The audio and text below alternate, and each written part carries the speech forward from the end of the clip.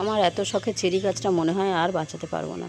দেখো কুড়ি এসেছিলো কি পরিমাণে, সেই কুড়ির কেমন গোড়ায় গোড়ায় হচ্ছে পোকা ধরে ভর্তি হয়ে গেছে। এই দেখো, কেউ প্রতিকার জানলে প্লিজ আমাকে একটু জানাও, তাহলে খুবই উপকৃত হব। কারণ এত পরিমাণে পোকা ধরেছে গাছটায়, যে গাছটায় ফুলগুলো ফুটতেই দিচ্ছে না। আমি কী করব?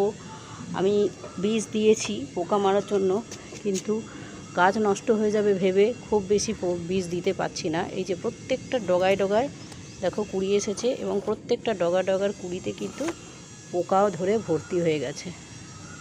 আমি অনেক চেষ্টা করছি, কিন্তু কিছুতে এটাকে মেটাতে পারছি না। জল দেওয়া থেকে শুরু করে প্রত্যেক দিন সকাল বিকাল গাছগুলোকে স্নান করিয়ে দিচ্ছি, তাও কিন্তু পোকার পরিমাণ যাচ্ছে না। একদম গাছে ভর্তি পোকা হয়ে আছে। এটাকে কি পোকা বলে, কিভাবে এটা প্রতিকার করা সম্ভব, প্লিজ আমাকে একটু তোমরা জানালে খুবই উপকৃত হব।